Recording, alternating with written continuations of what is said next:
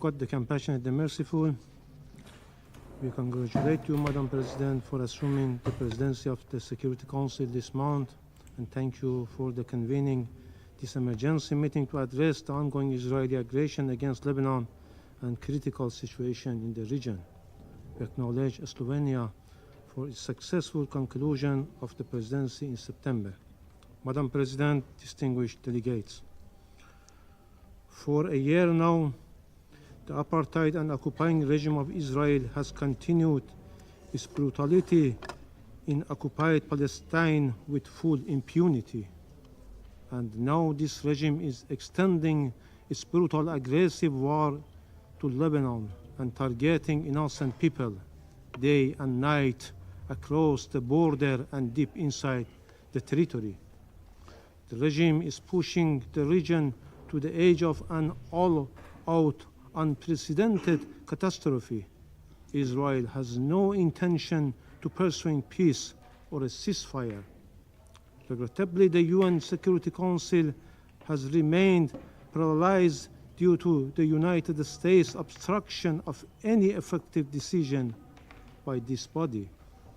Unwavering support provided by the United States, United Kingdom, and certain Western states to Israel has given a carte blanche to this aggressive terrorist regime for all sorts of sinister behavior. No more than ever, this regime has become a serious threat to international peace and security. The only way to prevent further escalation is clear. Israel must immediately cease its war on Gaza, and its attacks on Lebanon must stop.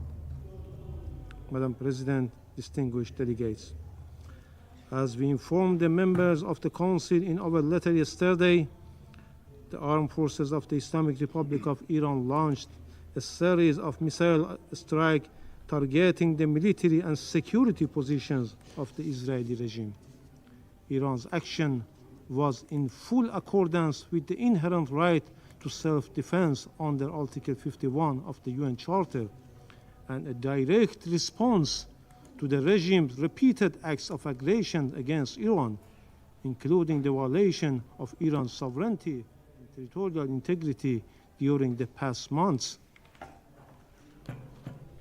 Our invocation of the right of self-defense, followed by an extended period of restraint, reflects Iran's responsible approach to regional and international peace and security at a time when the illegal action and genocide carried out by this occupying apartheid regime against the Palestinian people, as well as its repeated military aggression against Lebanon and Syria, continue. Iran's missile strikes were a necessary and proportionate response to Israeli continued terrorist aggressive acts over the past 2 months. This includes the violation of Iran's sovereignty, the assassination of political leader of Hamas in Tehran and Iranian citizens, the targeting and wandering Iran's ambassador to Lebanon, and the recent assassination of Sayyid Hassan Nasrallah, the leader of the resistance and Secretary General of Hezbollah, and General Abbas Nir Furushan, an Iranian military advisor in Beirut. I wish to mention the key facts that clearly demonstrate Iran's action under self-defense is fully justified, lawful, and firmly grounded in international legal principles. On 1st April 2024, Israel presently attacked Iran's diplomatic mission in Damascus, Syria, in a blatant violation of international law, specifically the principle of inviolability of diplomatic and consular premises. Iran immediately sought the Council's condemnation. What was this body's response? Nothing. Rather than condemning Israel's act of aggression, the Council merely called for Iran's restraint and even refrained from issuing a press statement proposed by Russia. After 10 days of silence from the Security Council, Iran has no choice but to use its inherent right under international law to respond to this severe violation. On 31st July 2024, Israel committed yet another act of aggression by assassination Mr. Ismail Haniyeh, Hamas political leader and the former Prime Minister of Palestine, while he was an official guest of the Iranian government in Tehran. This was a flagrant breach of Iran's national sovereignty and territorial integrity. Despite Iran's call for action, the Council again failed to act. Meanwhile, several states, including the United States, urged Iran to maintain restraint, citing ongoing ceasefire negotiations.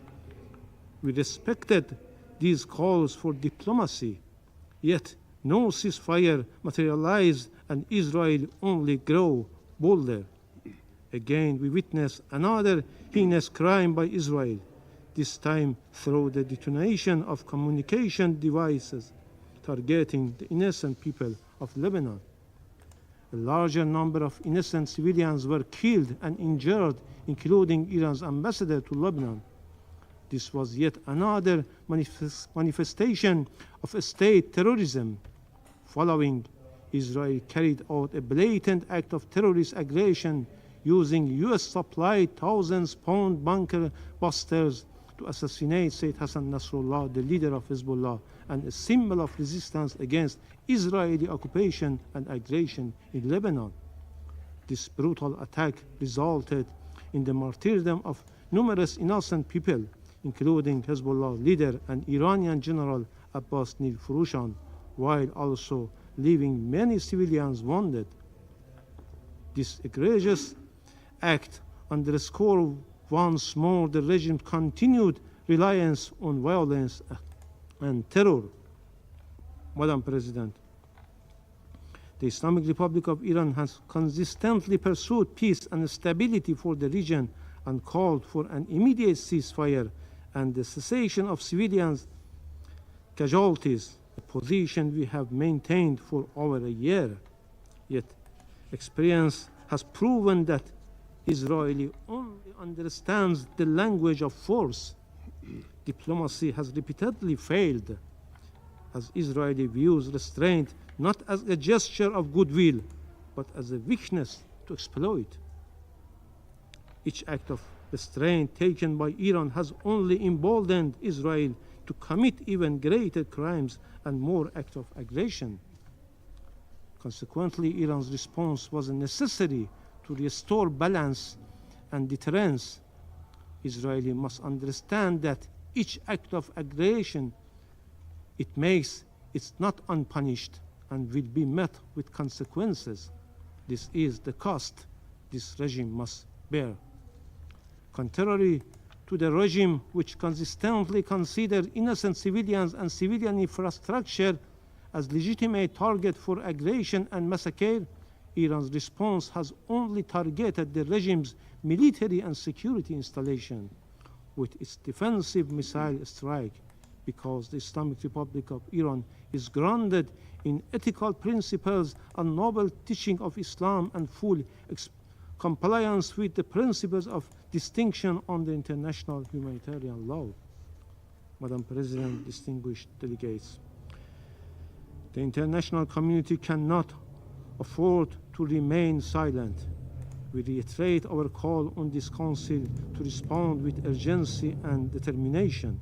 The Security Council must intervene to stop Israeli continued aggression and war crimes against Lebanon, Gaza, and Syria, and to prevent the situation from escalating into a full-scale regional war. Furthermore, the Security Council must force Israel to comply with its obligation on the resolution this body adopted. Israel must fully implement Resolution 1701. Finally, Madam President, we strongly warn against any further act of aggression by Israeli terrorist regime against our national security and vital interests.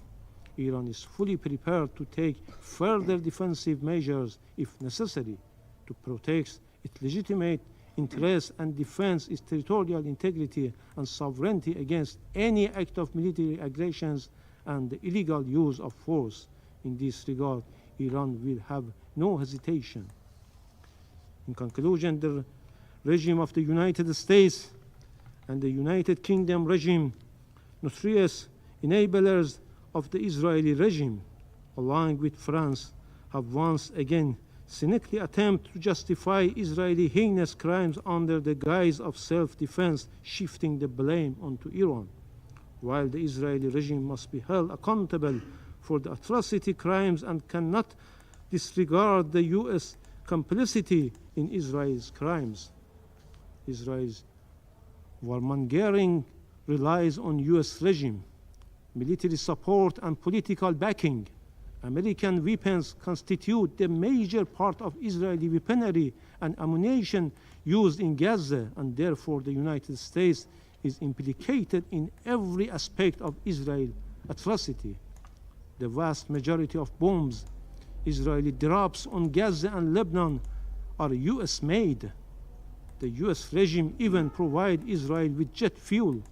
The US has sent so many arms to Israel since October 7 that the Pentagon has struggled to find sufficient cargo aircraft to deliver the materials.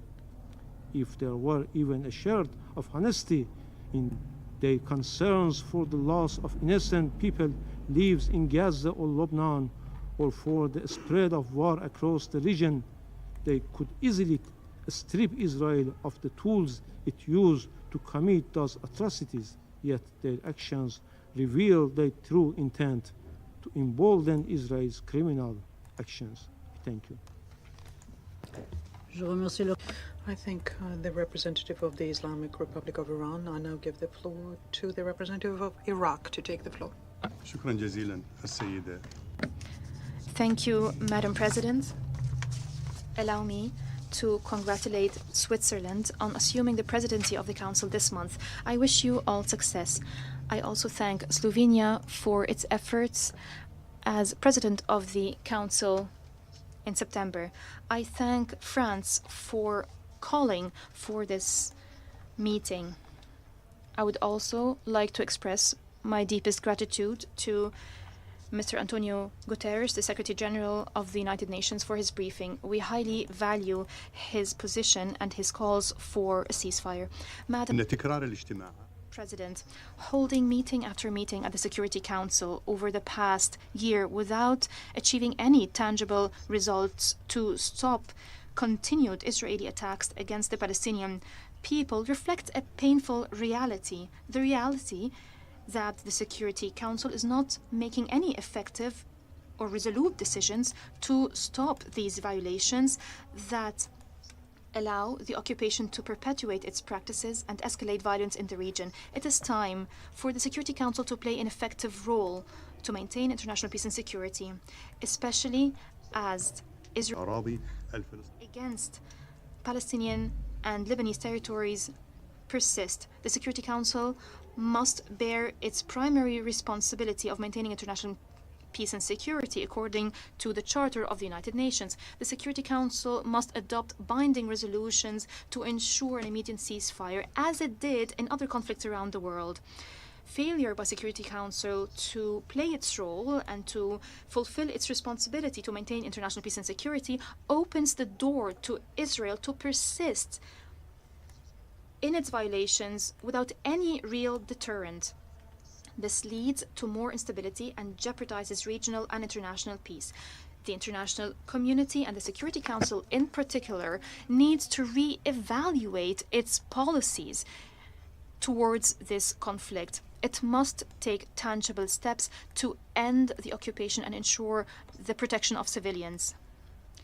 Continued violations, the aggression, military expansions, all these actions by Israeli occupation forces without any deterrent pushes the region towards a wide regional confrontation, which jeopardizes regional security, causes significant human suffering, spreads extremism and terrorism, and further complicates the situation.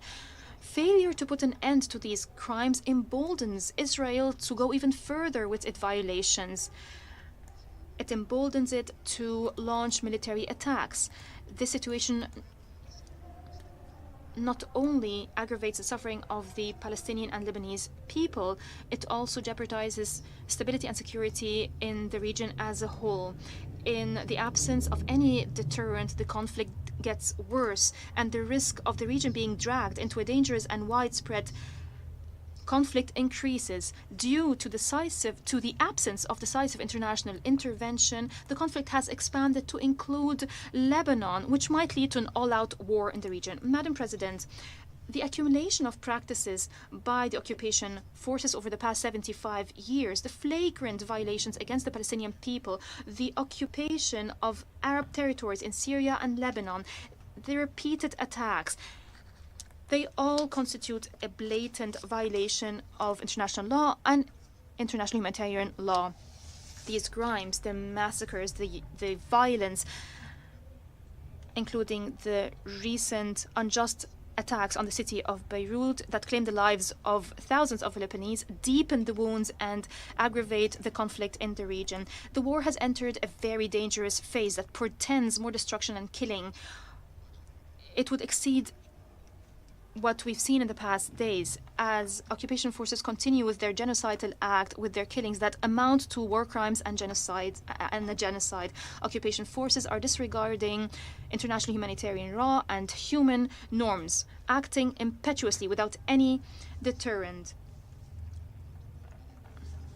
Occupation forces are trying to find false pretexts to defend the commission of those crimes. Occupation forces are committing crimes of deliberate mass killings of civilians in Gaza and Lebanon and other occupied Arab territories. These crimes are despicable. They reflect the brutality and hostile behavior of occupation forces. The international community is now before a legal, humanitarian, and moral responsibility that tests our common humanity. The international community must state that the war launched on Gaza is not an act of self-defense, as Israel claims. This claim is legally invalid. Israel took the path of vengeance and genocide. This is confirmed by the horrifying numbers of casualties. Palestinian civilians, women, children, the elderly, even UN staff, and their families. This is a dangerous precedent that we've never seen before. The war on Gaza has expanded to include Lebanon. Most recently, we've witnessed an unjust attack that led to the assassination of Sayyid Hassan Nasrallah and other resistance figures. The war can further expand to include other countries in the region. This is a threat to the stability of the Middle East as a whole. This scenario can have grave repercussions that go beyond the borders of local conflicts. We might be seeing a wider escalation that include mutual attacks, which would be a serious threat to international and regional stability, especially if other regional powers joined this equation, which would invite interventions, international interventions that would further complicate the situation, that would jeopardize political and social stability, that would aggravate humanitarian crisis, that would lead to mass displacement, that would lead to an increase in the number of refugees and IDPs, that would increase the pressure on neighboring countries, even European countries. Such developments would also have negative economic consequences, as economic activities would be disrupted. Poverty and unemployment rates would surge. Such tensions would lead to an increase in oil prices if maritime navigation routes and energy sources were affected. Madam President, Iraq condemned statements and threats by the Prime Minister of the Israeli Occupation Authority against countries of the region. Such escalatory statements fuel conflicts and push the region towards more tension and war. Such public threats are not only provocative, they also constitute a clear violation to the principles of international law and the United Nations Charter, which proscribe the threat of use of force against sovereign states. In conclusion, Madam President, Iraq expresses its full solidarity with the just cause of the Palestinian people. We strongly support its aspirations to be granted its rights to establish an independent state, its independent states with Al-Quds Sharif as its capital. Iraq expresses its support and solidarity with the government and people of Lebanon against the barbaric attacks that violate the sovereignty and territorial integrity of Lebanon. I thank you, Madam President. I thank the representative